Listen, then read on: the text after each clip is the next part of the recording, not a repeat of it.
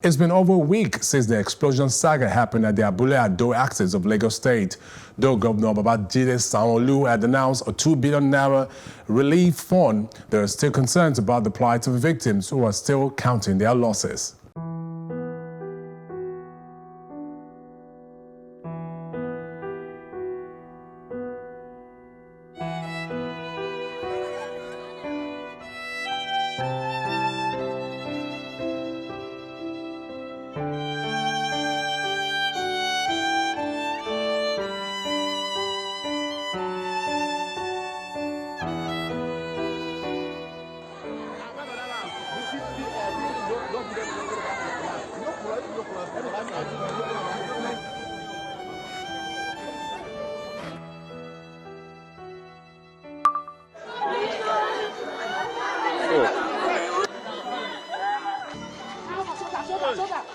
Jesus, now one of the children be this, so...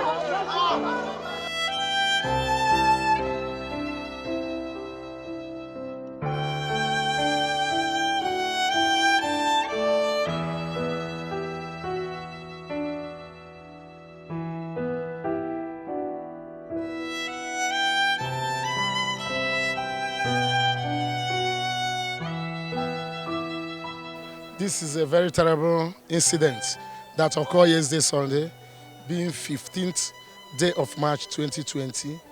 On Sunday morning, as around about 15 minutes past 9 a.m. in the morning. Suddenly there was a smoke that was coming up from a particular direction, a white smoke. It was so much intense to the extent that, in fact, it attracted people's attraction. It's actually coming from a chill at the video. All of a sudden, the next thing I heard was a vibration and a sudden explosion.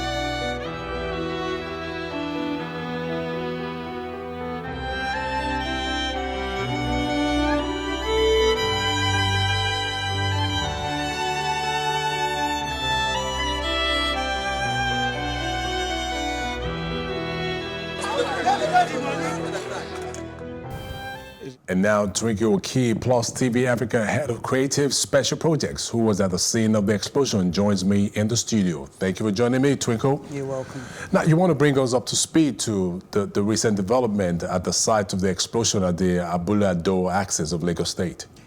Well, it was a really tragic, sad environment. One of the good things we will be happy with was emergency response team were presently there. There were a lot of security operatives there who were helping to rescue those who were already victims of this tragic event. The road leading to that vicinity was also cleared so that fire trucks, emergency and security personnel could gain easy access. Press could also gain easy access to film this. But totally, a lot of people had lost their houses, their means of livelihood. Many had fallen casualties of this explosion, and it was a really, really sad environment there. Roofs of buildings were blown out. We had young people on that rubbles. The whole building had collapsed on people, and tractors were there to try evacuate some of these blocks so they could rescue some of the victims. In my presence, some of the people who had passed were removed from the rubbles. We also saw a baby who was saved earlier before we got there. By God's grace, nothing even happened to the baby, but you know, her parents and her sibling had already been seriously injured. Oh, that's at Friday. I do remember clearly that another body was retrieved from the rubbles, making a total number of casualties 22. Many people argue the fact that our emergency response, if it was that emergency, it was that imagined and responsive, that more of these people who died, more of these casualties would have been saved. How do you respond to this? Given someone who you've been on the ground and you've seen the whole situation and the whole rubble. Maybe if they were much present before I got there, maybe more would have been done. But as at the day I was present, security operatives were really heavy on ground. NSCDC, police, Red Cross. Speaking from my point of view, on that day, there were a whole lot of people around. One of the stuff I'll also say is maybe the general public also needs to be educated on what to do in cases like this. Yes. Because one of the stuff we noticed was everybody was still trying to get their vehicles into that street, into the same road where these things were happening. We had lots of individuals, maybe they were residents, maybe they were passers-by, who were filled up in that environment just to look, not really because they were participating in the rescue operations, but they filled the place just to get a glimpse of the whole operation. But in one way or the other, this was hindering movements. Maybe our emergency team could do much more by responding swiftly and on time, but also people need to know what to do in cases like this so that they don't hinder the rescue processes. All right, now we're aware of the fact that there's a 2 billion naira earmarked by the Lagos State government as relief fund. Are you privy to any of the victims who have yet to benefit from this relief fund as provided and earmarked by the state government? Presently, I am not aware of anybody who has received this, but even out of the 2 billion, what I'm aware of is Lagos State has only earmarked about 250 million themselves. Is that enough? Definitely not. The rate and the scope at which damages happened in that place is way much more than what is made available by the state government.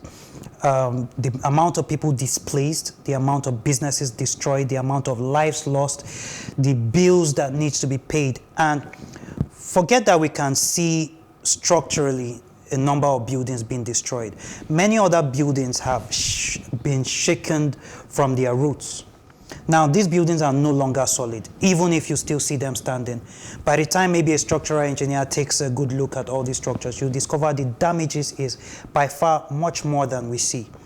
So if we take into account all of this, you'll discover that as a state government who cares for its people, 250 million at this time is pretty too small to cater for this. All right. At the moment, what is the general outlook and state of being of the residents of Abule Ado, especially the victims of this sad incident, the explosion?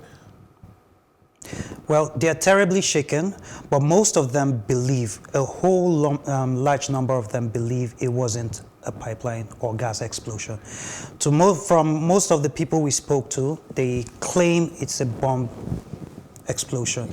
There were accounts that said they have experienced several pipeline explosions in the past. They were used to the process, and this was definitely not in the same scale or scope as the other ones. Many of them were raised off from their buildings and thrown in different directions.